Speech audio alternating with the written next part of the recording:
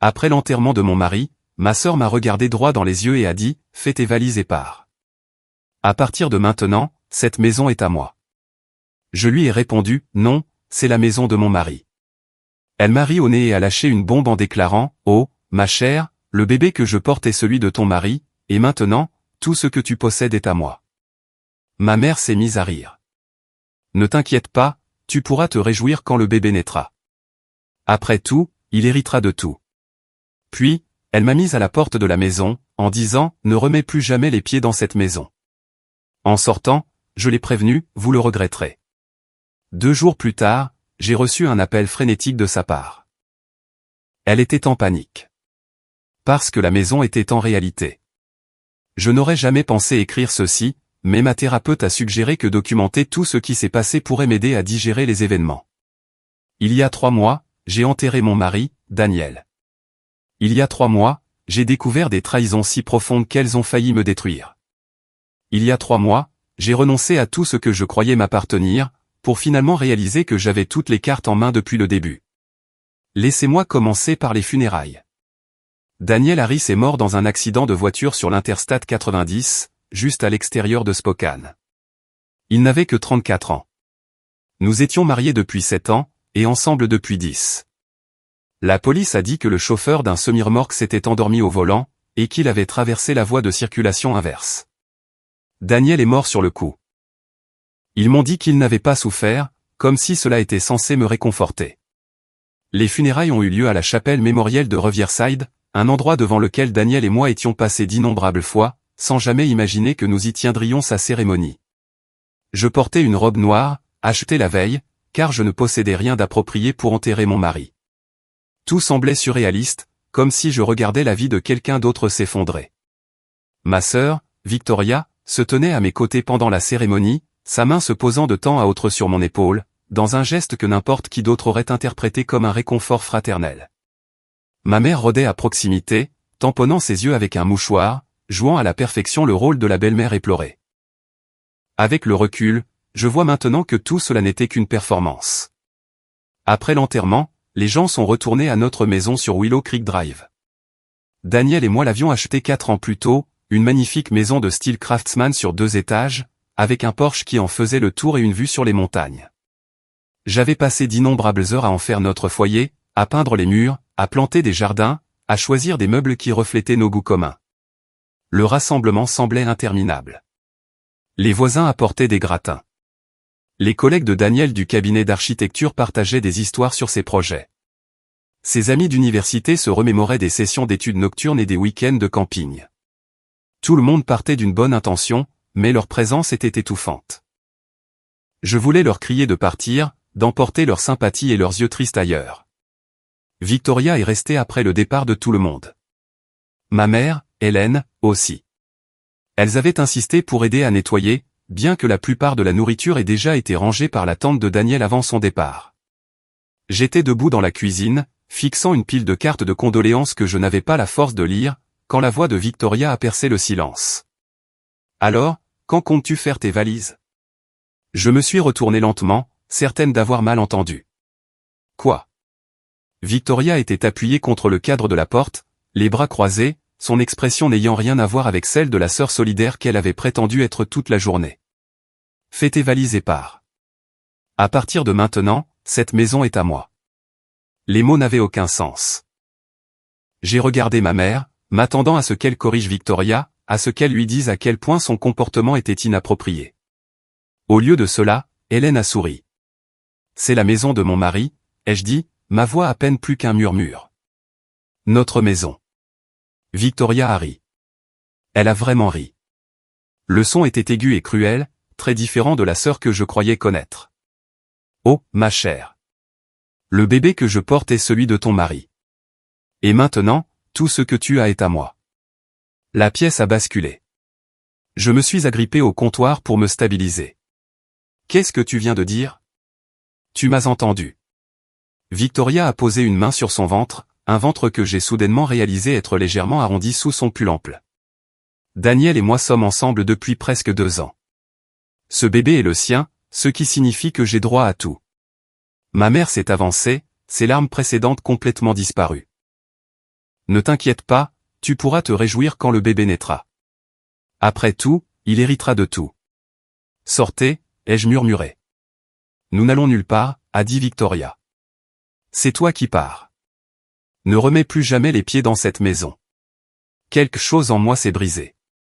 Des années à être la bonne fille, la pacificatrice, celle qui ravalait ses sentiments pour que tout le monde soit heureux. Tout cela a volé en éclats. Je me suis approché de Victoria, m'arrêtant à quelques centimètres de son visage. Tu le regretteras. Les mots sont sortis calmes, mesurés, mortels. Le sourire de Victoria a vacillé une seconde avant qu'elle ne se reprenne. Tu me menaces à l'enterrement de ton propre mari? Elle s'est tournée vers sa mère. Tu as entendu ça? Elle m'a menacé, moi et mon bébé à naître. Hélène m'a attrapé le bras, ses doigts s'enfonçant assez fort pour laisser des bleus. Pars maintenant, ou j'appelle la police. J'ai pris mon sac à main et je suis sorti de ma propre maison. Je n'avais nulle part où aller.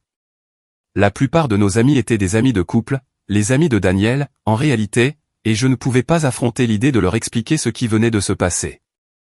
À la place, j'ai conduit jusqu'à un Holiday Inn près de l'aéroport et j'ai pris une chambre pour la nuit. La chambre d'hôtel sentait le nettoyant industriel et l'air vicié.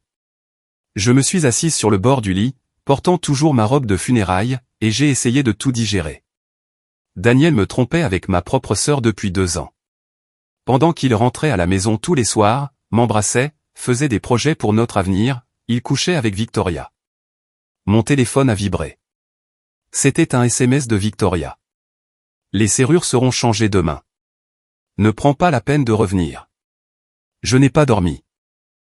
Au lieu de cela, j'ai passé la nuit à passer en revue chaque interaction entre Daniel et Victoria dont je pouvais me souvenir, cherchant des signes que j'avais manqués.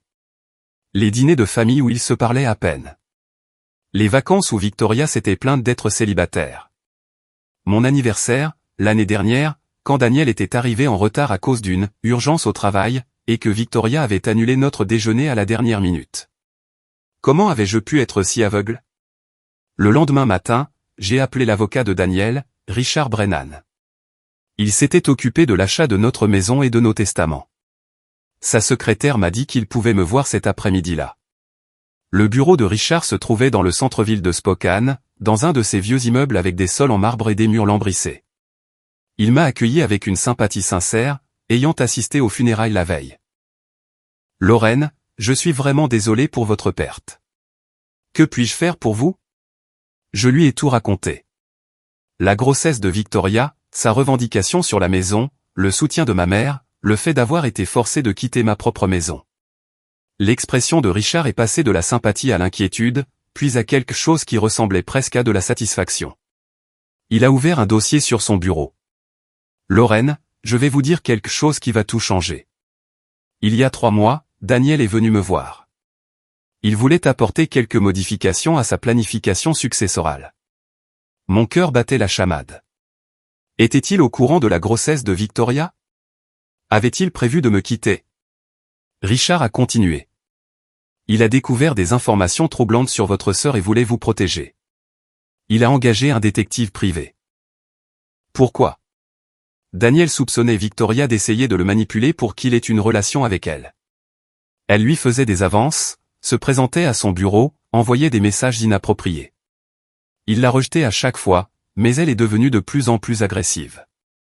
Il s'inquiétait pour vous, pour la façon dont cela vous affecterait si ça continuait. Je ne pouvais plus respirer. Vous voulez dire qu'il n'avait pas de liaison? Selon le rapport du détective, que Daniel a partagé avec moi, il n'y a eu aucune liaison. Victoria a fabriqué toute cette relation. Mais il y a plus. Richard a sorti un autre document. Victoria est enceinte. Le père est un homme nommé Christopher Walsh, quelqu'un qu'elle a rencontré dans un bar à Seattle il y a 6 mois. Il est marié et ne voulait rien avoir à faire avec elle quand elle lui a parlé de la grossesse. Comment savez-vous tout ça? Le détective privé a été très minutieux. Il a tout documenté, y compris les SMS de Victoria à Monsieur Walsh, ses recherches en ligne sur la fraude à la paternité, et ses conversations avec votre mère au sujet de leur plan pour prétendre que le bébé était de Daniel. Leur plan? Richard a hoché la tête d'un air sombre. Votre mère était dans le coup depuis le début. Elle comptait utiliser la grossesse pour vous manipuler et vous faire renoncer à vos droits sur la succession de Daniel. Elle misait sur le fait que vous seriez trop accablé par le chagrin et le choc pour vous défendre. J'avais la nausée. Pourquoi ferait-elle une chose pareille? La maison vaut environ 750,000 $. Daniel avait également une assurance vie d'une valeur de 5 cents,000 $, des comptes de retraite totalisant environ 3 cents,000 $, et divers investissements. Nous parlons de plus de 1,5 million de dollars d'actifs. Mais le bébé n'est pas de Daniel. On ne peut pas simplement faire un test de paternité? Nous pouvons, et nous le ferons. Mais c'est là que ça devient intéressant. Daniel a modifié son testament il y a 3 mois, après avoir appris les intentions de Victoria. Il a établi une fiducie irrévocable. Tout va dans cette fiducie, dont vous êtes la bénéficiaire principale et l'administratrice. Même si Victoria pouvait d'une manière ou d'une autre prouver la paternité, ce qu'elle ne peut pas faire, la fiducie protège tout de toute réclamation. Je ne comprends pas. S'il était au courant de tout ça, pourquoi ne me l'a-t-il pas dit? L'expression de Richard s'est adoucie. Il voulait le faire, mais il était encore en train de rassembler des preuves. Il voulait que tout soit documenté, irréfutable, avant de confronter Victoria. Il craignait qu'elle ne l'accuse de harcèlement ou pire s'il n'avait pas de preuves complètes. Il devait me rencontrer la semaine après son accident pour tout finaliser. La semaine où il est mort. S'il avait vécu 7 jours de plus, il m'aurait tout dit. Il y a autre chose, a dit Richard. Daniel a spécifiquement inclus une clause dans la fiducie. Si quelqu'un conteste le testament ou fait de fausses déclarations de paternité, il perd tout héritage potentiel et peut être poursuivi pour fraude. Il a également documenté ses préoccupations dans une lettre à n'ouvrir que s'il lui arrivait quelque chose. Richard m'a tendu une enveloppe. Mon nom était écrit sur le devant, de l'écriture familière de Daniel. Mes mains tremblaient en l'ouvrant. Ma très chère Lorraine, commençait la lettre. Si tu lis ceci, c'est que je suis parti et que je n'ai jamais eu la chance de tout expliquer en personne. J'en suis tellement désolé. Je suis désolé d'avoir enquêté sur ta famille sans te le dire. Je suis désolé d'avoir porté ce fardeau seul, mais par-dessus tout, je suis désolé si Victoria et ta mère ont essayé de te blesser avec leurs mensonges. La lettre continuait en expliquant tout ce que Richard m'avait dit, et plus encore. Daniel avait enregistré des conversations avec Victoria où elle déclarait explicitement son plan. Il avait documenté la chronologie de sa grossesse, prouvant qu'elle ne pouvait pas être de lui. Il avait même trouvé des preuves que Christopher Walsh avait donné de l'argent à Victoria pour un avortement, argent qu'elle avait empoché tout en poursuivant la grossesse. J'ai protégé tout ce que nous avons construit ensemble, écrivait Daniel. La maison, les comptes, notre avenir. Tu es la seule personne que j'ai jamais aimée, la seule personne avec qui j'ai jamais voulu construire une vie. Victoria et Hélène ne peuvent pas te prendre ça. Elles peuvent essayer, mais je me suis assuré qu'elles échoueraient. La lettre se terminait par « Sois forte, mon amour. Tu es plus forte que tu ne le penses. Ne les laisse pas te faire douter de toi ou de notre vie ensemble. Je t'aime pour toujours. » Je suis restée assise dans le bureau de Richard et j'ai pleuré pendant 20 minutes d'affilée. Il m'a laissé seul, fermant doucement la porte derrière lui. Quand je me suis enfin ressaisi, Richard est revenu avec une boîte de mouchoirs et une bouteille d'eau. « Qu'est-ce que je fais maintenant ?» ai-je demandé. Maintenant, nous passons à l'offensive. Je vais contacter Victoria et votre mère avec une lettre de mise en demeure, les informant que toute tentative de réclamer la succession de Daniel entraînera une action en justice immédiate. Nous exigerons un test de paternité, qui prouvera que le bébé n'est pas de Daniel, et nous déposerons une demande d'ordonnance d'éloignement d'urgence pour les faire sortir de votre maison. Combien de temps cela prendra-t-il? Je peux faire déposer les documents dès demain matin. Étant donné les circonstances, un juge devrait accorder une audience d'urgence dans les 48 heures. 2 jours. Je pouvais survivre 2 jours de plus loin de ma maison. Il y a une dernière chose, a dit Richard. Daniel a mis de côté des fonds spécifiquement pour cette situation. Si Victoria et votre mère refusent de partir volontairement, nous avons les ressources pour leur rendre la vie très inconfortable. Légalement parlant. Daniel voulait s'assurer que vous ne mèneriez pas cette bataille avec une main attachée dans le dos. J'ai quitté le bureau de Richard avec l'impression d'avoir reçu une armure et des armes dont j'ignorais l'existence. Daniel m'avait protégé, même depuis sa tombe. Cette nuit-là, je suis resté à nouveau à l'hôtel, mais cette fois, je n'étais pas paralysé par le chagrin et le choc. J'étais en colère, une colère furieuse et légitime. Ma sœur et ma mère avaient comploté pour voler ma vie tout en faisant semblant de me réconforter. Elles avaient utilisé la mort de Daniel comme une opportunité pour leur cupidité. Le lendemain matin, Richard a appelé. Les papiers ont été déposés. L'audience est prévue pour demain à 10 heures. J'ai également envoyé la lettre de mise en demeure à Victoria par courrier recommandé et par email. Elle devrait la recevoir d'ici 1 heure.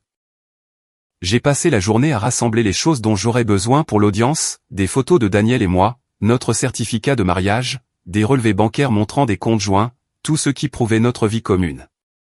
À 15 heures, mon téléphone a sonné. Victoria.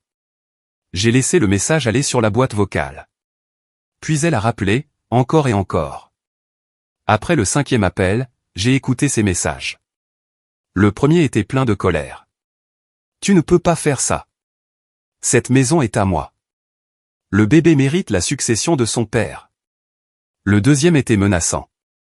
Je dirai à tout le monde que Daniel était violent. Je ruinerai sa mémoire. Le troisième laissait transparaître la panique.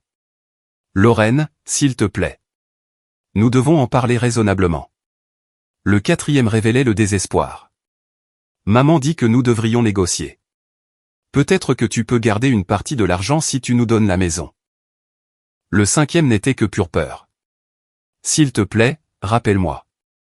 S'il te plaît, on peut arranger ça. Je n'ai rappelé aucun de ces appels. Au lieu de cela, je les ai tous transférés à Richard avec une note, plus de preuves de harcèlement. Le jour de l'audience, je portais un tailleur bleu marine que Daniel avait toujours dit me donner un air puissant. Richard m'a retrouvé devant le palais de justice avec une femme qu'il a présentée comme Karen Mitchell, une avocate spécialisée en droit de la famille qu'il avait engagée pour l'assister. Votre sœur et votre mère sont déjà à l'intérieur, a dit Karen. Elles ont engagé un avocat, Gerald Morrison. Il est connu pour prendre des affaires douteuses si l'argent est au rendez-vous. De quoi ai-je l'air, ai-je demandé. De quelqu'un qui est sur le point de gagner, a dit Richard. La salle d'audience était plus petite que ce à quoi je m'attendais. Victoria et Hélène étaient assises d'un côté avec leur avocat, un homme corpulent dans un costume mal ajusté. La main de Victoria reposait sur son ventre dans ce que je reconnaissais maintenant comme un geste calculé, conçu pour susciter la sympathie. Quand la juge est entrée, nous nous sommes tous levés. La juge Patricia Ramirez était une femme d'une 50aine d'années, avec des yeux perçants et une expression qui suggérait qu'elle ne tolérait pas les absurdités. Morrison a parlé le premier, me dépeignant comme une veuve vindicative essayant de priver l'enfant de sa sœur de son héritage légitime. Il a affirmé que Victoria et Daniel étaient profondément amoureux, que Daniel avait voulu me quitter mais était resté par loyauté mal placée. Il n'a présenté aucune preuve, juste des appels à l'émotion. Puis Richard s'est levé. Votre honneur, j'ai ici un rapport de détective privé documentant la campagne de harcèlement de mademoiselle Victoria Thompson contre le défunt, Daniel Harris. J'ai des conversations enregistrées où elle déclare explicitement son intention de revendiquer faussement la paternité pour accéder à sa succession. J'ai des preuves que le père biologique de l'enfant de Madame Thompson est Christopher Walsh, un homme marié de Seattle qui lui a donné de l'argent pour un avortement. Et j'ai la propre lettre de Daniel Harris, écrite 3 mois avant sa mort, documentant sa connaissance de ce stratagème et ses souhaits explicites que tout aille à sa femme, la plaignante, Lorraine Harris. Il a tout présenté méthodiquement, pièce par pièce. Le visage de Victoria est devenu blanc. Celui d'Hélène est devenu rouge. Morrison a essayé de s'opposer, mais la juge Ramirez l'a interrompu. J'autorise cette preuve. Richard a continué, de plus, votre honneur, mademoiselle Thompson et sa mère, Hélène Thompson, ont expulsé de force ma cliente de sa propre maison le jour des funérailles de Daniel Harris. Elles ont changé les serrures et lui ont refusé l'entrée. C'est une expulsion illégale, et nous demandons non seulement la restitution immédiate de la propriété à Madame Harris, mais aussi des dommages et intérêts pour détresse émotionnelle. La juge Ramirez a regardé Morrison. Votre cliente conteste-t-elle quoi que ce soit de tout cela? Morrison a chuchoté frénétiquement avec Victoria et Hélène. Finalement, il s'est levé. Votre honneur, nous demandons un ajournement pour examiner ces preuves. Refusé. Votre cliente conteste-t-elle les preuves présentées? Plus de chuchotements. Les épaules de Morrison se sont affaissées. Non, votre honneur. Mademoiselle Thompson, avez-vous, oui ou non, faussement prétendu que votre enfant avait été engendré par Daniel Harris? Victoria a regardé son avocat, notre mère, puis moi. Sa voix est sortie toute petite. Oui. Avez-vous expulsé de force Madame Harris de sa maison? Oui. L'expression de la juge Ramirez aurait pu glacer l'enfer. J'accorde à Madame Harris la possession immédiate de la propriété. Mademoiselle Thompson et Madame Helen Thompson, vous avez 24 heures pour vous retirer, vous et tous vos biens, de la résidence. Vous êtes également condamné à payer à Madame Harris 10,000 $ de dommages et intérêts pour expulsion illégale et détresse émotionnelle. De plus, j'émets une ordonnance d'éloignement. Vous ne devez pas vous approcher à moins de 150 mètres de Madame Harris ni tenter de la contacter de quelque manière que ce soit. Votre honneur, a tenté Morrison, ma cliente est enceinte et n'a nulle part où aller. Votre cliente aurait dû y penser avant de commettre une fraude et une expulsion illégale. L'audience est levée. Victoria a fondu en larmes. Hélène a commencé à crier à l'injustice. La juge Ramirez a appelé l'huissier, et nous avons été escortés dehors avant que les choses ne dégénèrent. À l'extérieur du palais de justice, je me suis enfin autorisé à savourer la victoire. Richard m'a serré la main en souriant. Ça s'est encore mieux passé que prévu. Que se passe-t-il maintenant? Maintenant, vous rentrez chez vous. Je vais faire en sorte qu'un serrurier vous y rejoigne pour changer à nouveau les serrures. Karen déposera les documents pour s'assurer que Victoria ne puisse plus faire de réclamation, et vous commencerez à reconstruire votre vie. Le trajet jusqu'à Willow Creek Drive m'a semblé différent cette fois. Je ne fuyais pas. Je rentrais à la maison. Un policier m'a retrouvé à la maison pour s'assurer que Victoria et Hélène partaient pacifiquement. Elles chargeaient des cartons dans la berline d'Hélène quand je suis arrivé, toutes deux m'ignorant ostensiblement. Je les ai observées depuis ma voiture un moment avant de sortir. Victoria portait une boîte marquée « Article de cuisine » dans ses bras, luttant avec le poids. Une partie de moi voulait offrir mon aide, par pur réflexe. Des années à être la sœur serviable, celle qui portait les choses lourdes, celle qui aplanissait les conflits. Cet instinct est mort rapidement. Hélène est sortie de la maison en portant une lampe que j'avais achetée dans une vente de succession il y a 3 ans. Ma lampe, de ma maison. L'audace de la chose m'a frappé comme un coup physique. Ça reste, ai-je crié, ma voix portant à travers le jardin. Hélène s'est figée, son visage se tordant d'une rage à peine contenue. Ça a toujours été à moi. Je te l'ai offerte comme cadeau de pendaison de crémaillère. Non, ce n'est pas vrai. Je l'ai achetée à Cœur d'Haleine dans une boutique d'antiquités. Daniel était avec moi. Il y a un éclat sur la base en forme de Floride que je peux décrire en détail si tu veux tester ma mémoire. L'officier s'est avancé. Madame, si l'objet appartient à Madame Harris, il reste ici. Hélène a pratiquement jeté la lampe sur le porche, où elle a vacillé dangereusement mais n'est pas tombée. Victoria m'a lancé un regard si venimeux que j'ai failli reculer. Presque. Au lieu de cela, j'ai soutenu son regard jusqu'à ce qu'elle détourne les yeux la première, chose qu'elle n'avait jamais faite de toutes nos années d'enfance. Elles ont fait 3 autres allers-retours en silence. J'ai catalogué tout ce qu'elles ont emporté. La collection ridicule de figurines de coq d'Hélène qu'elle avait insisté pour exposer dans mon salon. Le tapis de yoga de Victoria qu'elle avait laissé il y a des semaines. Quelques sacs de courses remplis de produits de toilette et de vêtements. Rien qui n'avait d'importance. Rien qui n'était vraiment à moi. Lors de leur dernier voyage, Victoria s'est arrêtée à la portière de sa voiture. Un instant, j'ai cru qu'elle pourrait s'excuser, qu'elle pourrait montrer un remords sincère au-delà de l'aveu au tribunal. Au lieu de cela, elle a dit, tu sais ce que Daniel m'a dit un jour? Il a dit que tu étais trop confiante, que tu voyais le meilleur en chacun, même quand il te montrait le contraire. Il avait raison. Tu n'as jamais vu ça venir parce que tu es naïve. La main de l'officier s'est déplacée vers sa radio, anticipant des ennuis. Mais j'ai simplement souri. Tu as tout à fait raison. J'étais naïve. Je croyais que ma sœur m'aimait. Je croyais que ma mère se souciait de mon bien-être. Je croyais que la famille signifiait quelque chose au-delà du sang et d'une histoire partagée.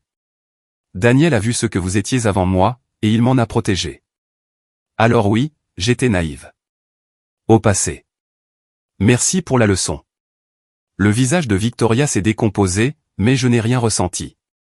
Ni satisfaction, ni justification, ni inquiétude fraternelle. Juste le vide là où elle existait autrefois dans mon cœur. Elles sont parties à 16h47, 17 minutes avant l'expiration de leur délai. J'ai regardé jusqu'à ce que la berline d'Hélène disparaisse au coin de la rue, puis je me suis tourné pour inspecter ma maison reconquise. L'officier est resté, se balançant d'un pied sur l'autre. Ma femme est morte il y a 2 ans, a-t-il dit soudainement. Un cancer. Son frère a essayé de contester le testament. Il a dit qu'elle n'avait pas toute sa tête quand elle l'a fait. Ça a pris 8 mois à régler. Ça m'a coûté 15,000 $ en frais de justice, et nous ne nous sommes pas parlé à son service commémoratif. Je suppose que ce que j'essaie de dire, c'est que je suis désolé que vous ayez eu à traverser ça. La famille devrait être meilleure que ça. Merci, officier. Je m'appelle Tom. Tom Berkshire. Ma femme disait que les gens qui prétendent que la famille, c'est tout, sont généralement ceux qui traitent le plus mal leur famille. On dirait qu'elle avait vu juste. Après son départ, j'ai parcouru lentement chaque pièce, cataloguant ce qui me semblait différent. Elles avaient pris la bonne cafetière, celle que Daniel avait achetée pour mon anniversaire. De petits actes de vol mesquins déguisés en collecte de souvenirs. La salle de bain sentait le parfum de Victoria, cette odeur de vanille écœurante qu'elle portait depuis le lycée. J'ai ouvert toutes les fenêtres malgré le froid d'octobre. Dans la chambre principale, j'ai trouvé des preuves de leur occupation qui m'ont donné la chair de poule. Victoria avait dormi dans mon lit. Il y avait des mèches de ses cheveux auburn sur l'oreiller de Daniel, une bouteille d'eau à moitié vide sur sa table de nuit. Elle avait aussi fouillé dans mon placard. Les vêtements étaient en désordre. Ma boîte à bijoux avait été fouillée, bien que rien ne semblait manquer. Le sentiment d'être violé s'est intensifié lorsque j'ai vérifié le bureau de Daniel. Les classeurs étaient ouverts, des papiers éparpillés sur son bureau. Elles avaient cherché quelque chose, probablement des relevés bancaires ou des documents d'assurance. Des preuves financières pour soutenir leur cause perdue d'avance. J'ai passé 2 heures à tout réorganiser, à créer de l'ordre dans leur chaos invasif. Je me suis souvenu du regard de Victoria au tribunal, ses yeux rouges de larmes. Pendant une fraction de seconde, j'ai presque eu pitié d'elle. Puis je me suis souvenu de son rire dans ma cuisine, me disant que le bébé de Daniel hériterait de tout, et la sympathie s'est évaporée. L'officier est revenu. Plus que 23h45, a-t-il dit en regardant sa montre. Elles ont fini de charger et sont parties sans un mot. L'officier a attendu pendant que le serrurier changeait toutes les serrures, puis m'a tendu les nouvelles clés. Désolé pour votre perte, madame, a-t-il dit avant de partir. Je suis resté dans ma maison vide, leur maison, notre maison, et j'ai senti la présence de Daniel partout, la bibliothèque qu'il avait construite, le coin-fenêtre où nous avions regardé les orages ensemble, la cuisine où il avait tenté de me préparer le petit déjeuner chaque dimanche, brûlant généralement quelque chose. Sur le comptoir, j'ai trouvé un mot que Victoria avait laissé. Juste 2 mots, tu as gagné. Mais je n'avais rien gagné. J'avais simplement gardé ce qui m'appartenait de droit. Il n'y avait aucune victoire à découvrir que mon mari était au courant de la trahison de ma famille. Aucun triomphe à apprendre qu'il était mort avant de pouvoir me dire la vérité. Aucune célébration à avoir eu raison sur des personnes que j'avais aimées toute ma vie, capables d'une telle cruauté. J'ai appelé l'hôtel et j'ai prolongé mon séjour d'une nuit de plus. Je n'étais pas encore prête à dormir dans la maison, entourée de souvenirs et de fantômes. Au cours des semaines suivantes, j'ai commencé à recoller les morceaux de ma vie. J'ai nettoyé la maison de fond en comble, effaçant toute trace de la brève occupation de Victoria et Hélène. J'ai trié lentement les affaires de Daniel, pleurant sur son pull préféré, sa collection de magazines d'architecture, ses blagues nulles écrites sur des post-it et collées sur des surfaces aléatoires. J'ai engagé un service de nettoyage pour tout nettoyer en profondeur, incapable de me défaire du sentiment que Victoria et Hélène avaient contaminé mon espace. L'équipe est arrivée un mardi matin, 3 femmes qui travaillaient avec une précision efficace. La chef d'équipe, une femme nommée Rosa, a remarqué ma photo de mariage sur la cheminée. Beau couple, a-t-elle dit gentiment. Un anniversaire à venir? Il est mort il y a 6 semaines. Son expression est passée à la sympathie mêlée d'autre chose. De la reconnaissance, peut-être. Je suis vraiment désolé. Mon mari est décédé il y a 5 ans. Crise cardiaque. 42 ans. Nous avons fini par parler pendant que son équipe travaillait.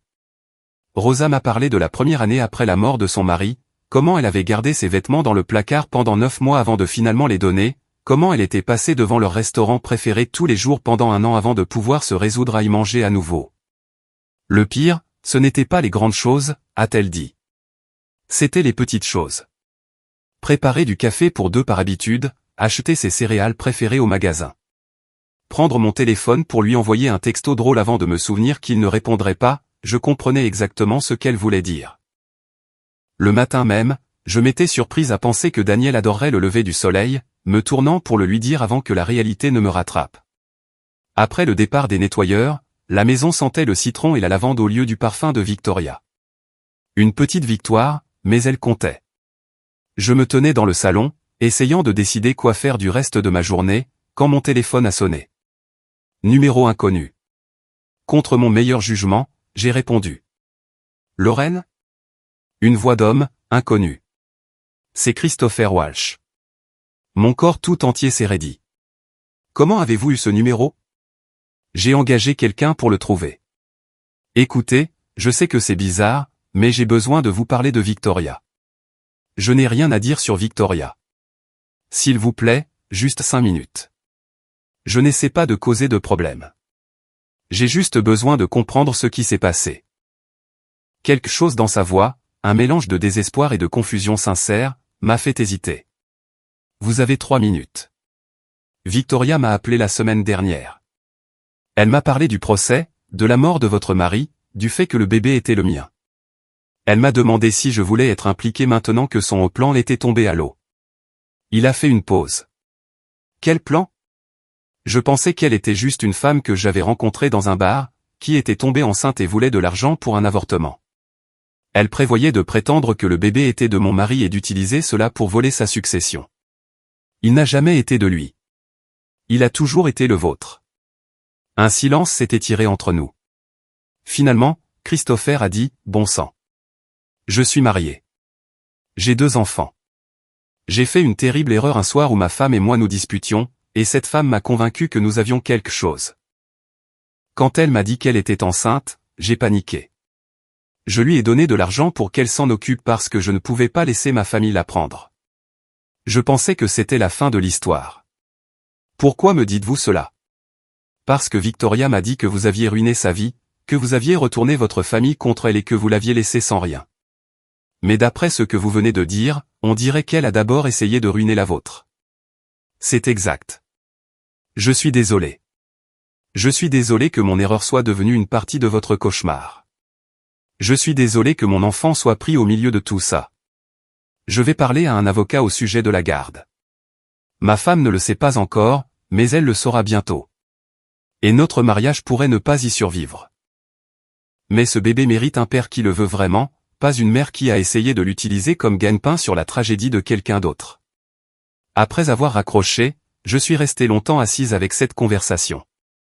Christopher Walsh allait prendre ses responsabilités, détruisant potentiellement sa propre famille dans le processus, parce que les manigances de Victoria l'avaient forcé à agir. Une autre couche de dommages collatéraux de la cupidité de ma sœur. Richard m'a appelé le lendemain avec une mise à jour. Christopher Walsh a contacté son avocat ce matin. Il demande un test de paternité et la garde. C'est bon pour nous. Cela prouve encore plus la fraude de Victoria. Et le bébé ? Où finit-il ? Ce n'est pas vraiment notre problème, a dit Richard doucement. Mais si je devais deviner, probablement une garde partagée entre Walsh et Victoria une fois la paternité établie.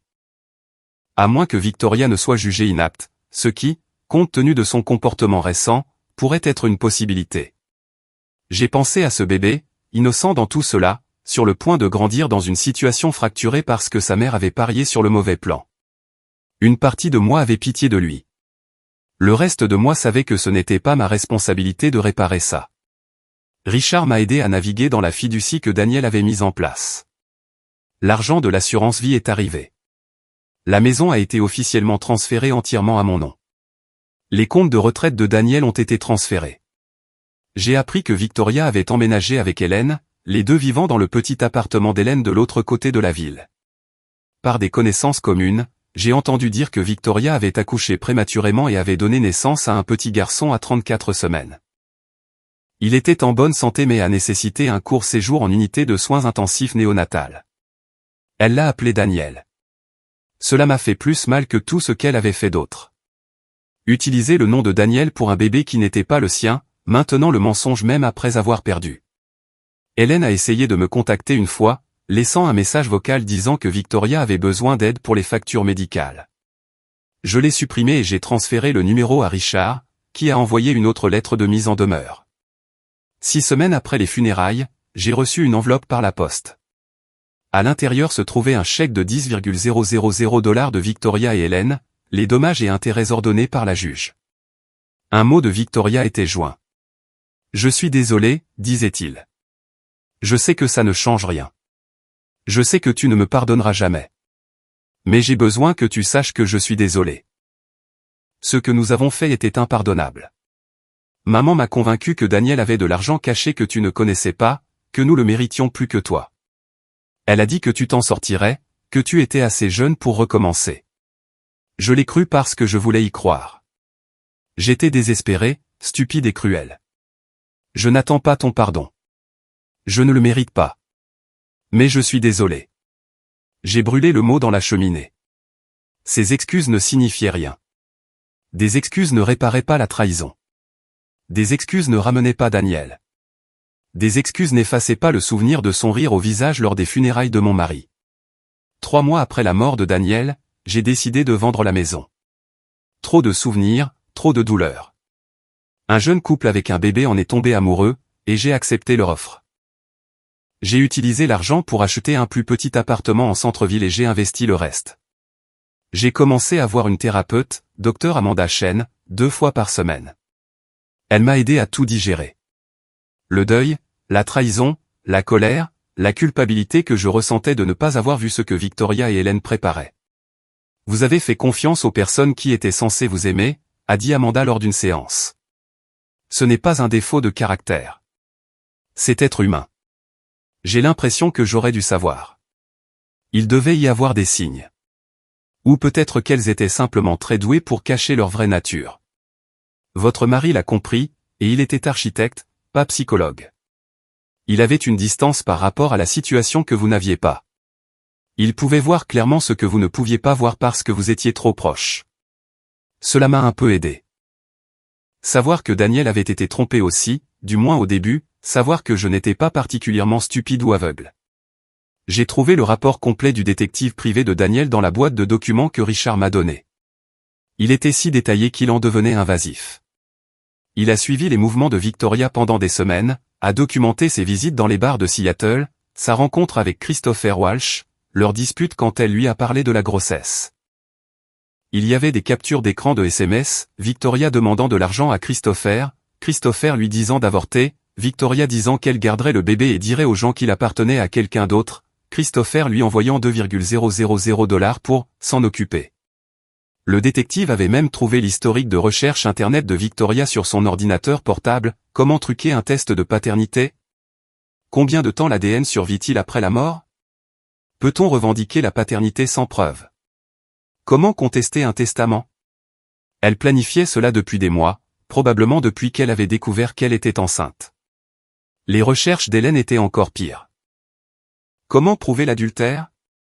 Un enfant peut-il hériter si ses parents n'étaient pas mariés? Comment contester un contrat de mariage? Daniel et moi n'avions même pas de contrat de mariage. Lire tout cela m'a fait me sentir violé d'une nouvelle manière. Ces personnes que j'avais aimées avaient cherché des moyens de me détruire comme si c'était un projet scolaire. Mais il y avait autre chose dans le dossier, quelque chose que le détective avait signalé, mais sur lequel Daniel n'avait apparemment pas eu le temps d'agir avant de mourir. Hélène avait souscrit une police d'assurance vie sur Daniel 6 mois plus tôt. J'ai appelé Richard immédiatement. Comment est-ce possible? On ne peut pas simplement souscrire une assurance vie sur quelqu'un à son insu. En fait, si, on peut, si on falsifie sa signature, ce qui est ce que votre mère semble avoir fait. Le détective a trouvé la demande. L'analyse graphologique montre que ce n'était pas la signature de Daniel. Alors, qu'est-ce que ça signifie? Ça signifie que votre mère a commis une fraude à l'assurance. Ça signifie aussi qu'elle avait une motivation financière pour la mort de Daniel. Mon sang s'est glacé. Vous ne suggérez pas, je ne suggère rien, mais je pense que cette information devrait être transmise à la police, juste au cas où. L'enquête sur l'accident de Daniel avait conclu que c'était exactement ce qu'il semblait être, un accident tragique causé par un chauffeur de camion fatigué qui s'était endormi. Mais Richard a quand même signalé la police d'assurance frauduleuse d'Hélène. La police l'a interrogée. Elle a prétendu que c'était un malentendu, qu'elle avait eu l'intention d'obtenir la permission de Daniel mais avait oublié. La compagnie d'assurance a refusé de payer, l'a signalé pour fraude, et elle a fini avec une lourde amende. Victoria m'a appelé après ça, violant l'ordonnance d'éloignement. Je n'ai pas répondu, mais elle a laissé un message vocal. Je ne savais pas, a-t-elle dit, la voix brisée par les larmes. Je jure que je ne savais pas que maman avait fait ça. Je n'aurais pas participé si j'avais su. S'il te plaît, crois-moi. Je ne l'ai pas cru. Je ne croyais plus rien de ce qu'elle disait. Grâce à ma thérapeute, j'ai commencé à avancer. Je suis retourné travailler dans l'agence de design graphique que j'avais quittée quand Daniel et moi nous sommes mariés. Mon ancien patron m'a accueilli de retour sans hésitation. Je me suis plongé dans les projets, reconnaissante pour la distraction. J'ai commencé à courir le matin, quelque chose que Daniel et moi faisions ensemble. Au début, chaque pas me rappelait lui. Finalement, c'est devenu ma propre chose, ma façon de gérer le deuil et la colère. Je me suis fait de nouveaux amis, des gens qui ne connaissaient pas mon histoire, qui me voyaient simplement comme Lorraine, pas comme la femme dont la sœur avait essayé de voler l'argent de son mari décédé. Pour ce qui aurait été le 35e anniversaire de Daniel, j'ai visité sa tombe pour la première fois depuis les funérailles. J'ai apporté des fleurs et je suis resté là en silence, essayant de trouver les mots. Tu m'as protégé, ai-je finalement dit. Même quand tu ne pouvais pas être là, tu m'as protégé. Merci pour ça. Merci d'avoir vu ce que je ne pouvais pas voir. Merci de m'avoir aimé assez pour t'assurer que j'irais bien. Le vent s'est levé, faisant bruisser les feuilles des arbres voisins. J'ai choisi de l'interpréter comme la façon de Daniel de dire « de rien ». 1 an après sa mort, j'ai dispersé une partie des cendres de Daniel au Mont-Rainier, son endroit préféré. Ses parents sont venus avec moi. Ils avaient été merveilleux tout au long de cette épreuve, horrifiés par ce que Victoria et Hélène avaient fait, me soutenant d'une manière que ma propre famille n'a jamais fait. La mère de Daniel m'a serré dans ses bras après. Il t'aimait tellement. Il serait fier de la force dont tu as fait preuve. Je n'en étais pas sûr. Je ne me sentais pas forte. J'avais l'impression d'avoir survécu, ce qui n'était pas tout à fait la même chose. Mais survivre, c'était suffisant. Survivre signifiait que j'avais gagné de la manière qui comptait. Victoria et Hélène avaient essayé de me détruire dans mon moment de plus grande faiblesse, et j'étais toujours debout. Elles avaient parié que je serais trop accablée par le chagrin et trop confiante pour me défendre. Elles s'étaient trompées. Je ne leur ai plus jamais parlé. Hélène a fait quelques autres tentatives pour me contacter, généralement autour des fêtes, toujours avec une excuse sur l'importance de la famille. J'ai bloqué son numéro, son email, et sur toutes les plateformes de médias sociaux. Victoria a envoyé une carte pour le premier anniversaire de son fils. À l'intérieur, il y avait une photo du bébé et un mot. Je l'ai appelé Daniel Junior. Je pensais que tu devrais le savoir. Je l'ai déchiré et jeté. Elle n'avait pas le droit de faire ça. Pas le droit de prétendre que son fils avait un lien quelconque avec mon mari. Daniel Junior était l'enfant de Christopher Walsh, qui grandirait sans jamais connaître son vrai père parce que Victoria avait empoisonné cette relation avec ses mensonges et ses manipulations. Parfois, je me demandais si elle avait jamais dit la vérité au garçon. Probablement pas. Victoria avait prouvé qu'elle préférait vivre avec un mensonge plutôt que d'affronter des réalités inconfortables. Ma vie a continué. J'ai eu quelques rendez-vous. Rien de sérieux. Je n'étais pas prête pour ça, et je ne le serai peut-être jamais. Daniel avait été tout pour moi, le grand amour de ma vie, et j'acceptais que cela soit suffisant. J'ai progressé au travail, devenant finalement directrice de la création. J'ai acheté un petit chalet dans les montagnes où je passais les week-ends à faire de la randonnée et à peindre, des passe-temps que j'avais abandonnés pendant mon mariage et que j'ai redécouverts dans mon veuvage. J'ai fait la paix avec le fait que ma famille m'avait montré qui elle était vraiment. Certaines personnes diraient que je devrais leur pardonner, que garder de la colère ne fait que se blesser soi-même. Ces personnes n'avaient jamais été trahies aux funérailles de leurs conjoints par des gens qui étaient censés les aimer. Ma colère n'était pas dévorante. Elle ne me retenait pas. C'était simplement un fait. Comme la mort de Daniel, comme la trahison de Victoria. Elle existait. Je la reconnaissais, et j'avançais. Quoi qu'il en soit, 3 ans après la mort de Daniel, je prenais un café avec la mère de Daniel quand elle a mentionné qu'elle avait vu Hélène à l'épicerie. Elle avait l'air affreuse, a dit la mère de Daniel. Vieille et fatiguée. Elle a essayé de me parler, m'a demandé comment tu allais. Je lui ai dit que je ne pensais pas que c'était ses affaires. Merci. Elle a dit que Victoria avait des difficultés. Mère célibataire, travaillant 2 emplois. Le bébé a quelques problèmes de santé. Rien de grave, mais coûteux. Elle a dit qu'elles étaient désolées, qu'elle ferait n'importe quoi pour arranger les choses. J'ai siroté mon café et regardé par la fenêtre l'horizon de Seattle. Il n'y a rien à arranger. Ce qui est fait est fait. C'est ce que je lui ai dit. Elle a demandé s'il y avait un moyen que tu puisses aider Victoria, étant donné qu'elle est de la famille. J'ai ri, un son amer. Elle a cessé d'être de la famille quand elle m'a ri au nez dans ma propre cuisine et m'a dit que son enfant bâtard hériterait de tout ce que mon mari et moi avions construit ensemble. La mère de Daniel m'a serré la main. Bien. Je suis contente que tu ne tombes pas dans le piège de la culpabilité. Hélène a fait son lit. Qu'elle s'y couche. Cette nuit-là, j'ai pensé à Victoria pour la première fois depuis des mois. Je me suis demandé si elle le regrettait, si elle restait éveillée la nuit en pensant à ce qu'elle avait détruit. Puis j'ai décidé que je m'en fichais. Ses regrets, ses difficultés, ses conséquences, rien de tout cela n'était plus mon problème. Je lui avais donné un avertissement en sortant de ma maison ce jour terrible. Vous le regretterez, avais-je dit. Elle m'avait ignoré, supposant que je faisais des menaces en l'air depuis un lieu de chagrin et de faiblesse. Mais j'avais eu raison. Elle l'a regretté. Peut-être pas immédiatement. Peut-être pas quand elle pensait qu'elle allait s'en tirer. Mais finalement, quand le tribunal a statué contre elle, quand elle a dû payer des dommages qu'elle ne pouvait pas se permettre, quand elle s'est retrouvée enceinte et seule avec un bébé dont le père ne voulait rien savoir, quand elle a réalisé qu'elle avait détruit sa relation avec sa sœur pour absolument rien, elle l'a regretté. Mon seul regret était que Daniel n'ait pas vécu assez longtemps pour les confronter lui-même, pour voir leur visage quand il leur présenterait toutes les preuves qu'il avait rassemblées. Il aurait géré ça mieux que moi, avec cette confiance calme qu'il avait toujours possédée. Mais il m'avait donné les outils pour me défendre, et ce faisant, il m'avait fait un dernier cadeau. Il m'avait montré que j'étais plus forte que je ne le savais, que je pouvais survivre à la trahison et au deuil et en sortir entière de l'autre côté. La maison que Victoria avait essayé de voler, l'argent qu'elle avait essayé de réclamer, la vie qu'elle avait tenté de me prendre, elle n'avait jamais eu la moindre chance. Non pas parce que j'étais particulièrement intelligente ou forte, mais parce que Daniel m'avait aimé assez pour me protéger même après la mort. Au final, c'est ce qui comptait. Pas les stratagèmes de Victoria ou la cupidité d'Hélène ou les mois que j'ai passés à ramasser les morceaux. Ce qui comptait, c'est que Daniel m'avait aimé vraiment et complètement, et que cet amour avait construit une protection assez forte pour survivre à sa propre vie.